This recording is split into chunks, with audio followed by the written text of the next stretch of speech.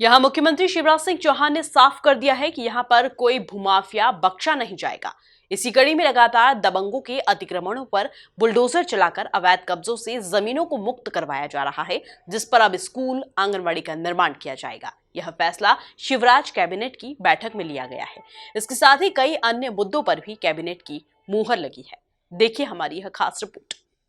मंगलवार को हुई शिवराज कैबिनेट की बैठक में अहम फैसलों पर मुहर लगाई गई। पंचायत चुनाव और निकाय चुनाव के लिए वोटिंग से पहले हुई यह बैठक काफी अहम मानी जा रही थी और इसी के हिसाब से सरकार ने कई फैसले भी लिए हैं, जो कि इस प्रकार से हैं। शिवराज कैबिनेट की बैठक में लिए महत्वपूर्ण फैसले।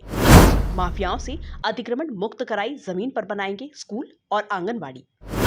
गरीबों के आवास बनाने के लिए किया जाएगा मुक्त कराई जमीन का इस्तेमाल।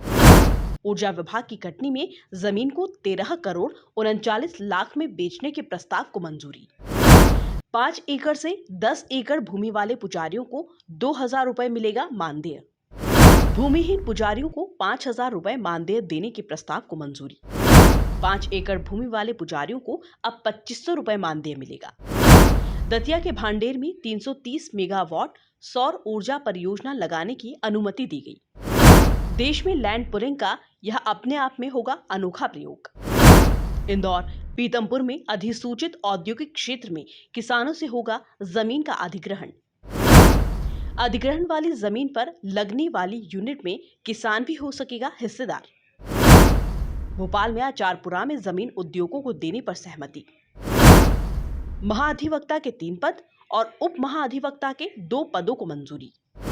कोरोना के दौरान बंद रही प्राइवेट बस मालिकों के वाहन कर के 130 करोड़ रुपए किए माफ।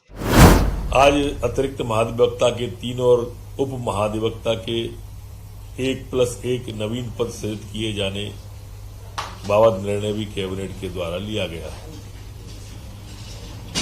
आज सिविल न्यायालय द्वितीय संशोधन विधेयक 2022 जो सेट्टी वेतन आयोग की अनुशंसाओं का था, उसमें जिला न्यायाधीश वरिष्ठ वेतनमान को सम्मिलित किए जाने के संबंध में निर्णय कैबिनेट के द्वारा लिया गया है। जो प्रदेश में प्राइवेट बसें संचालित हो रही थी और कोरोना के पीरियड में लॉकडाउन जब था, उस समय वो बसें बंद थी, तो 130 करोड़ रुपया आज मध्य प्रदेश की सरकार ने उन बसों का जो देय मासिक वाहन कर था, 130 करोड़ रुपए की छूट मध्य प्रदेश की सरकार के द्वारा इन बस मालिकों को प्रदान की गई है। एक महत्वपूर्ण निर्णय में इंदौर पीतमपुर इन्वेस्टमेंट रीजन अंतर्गत जो अधिसूचित क्षेत्र में औद्योगिक विकास के द्वितीय चरणों में किसानों से आपसी सहमति के आधार पर 2021 से 23 तक में 500 हेक्टेयर भूमि किए जाने बाबत, मैं इसको अगर दूसरे शब्दों में आपके माध्यम से कहने की कोशिश करूंगा तो ये लैंड पूलिंग का ये देश का अपना अलग प्रकार का मॉडल होगा। इसमें किसान भी उस संस्था में भागीदार हो जाएगा। जो उद्योग है, जो भी लगेगा, अभी तक ऐसा कभी नहीं हुआ। पहली बार मध्य प्रदेश ने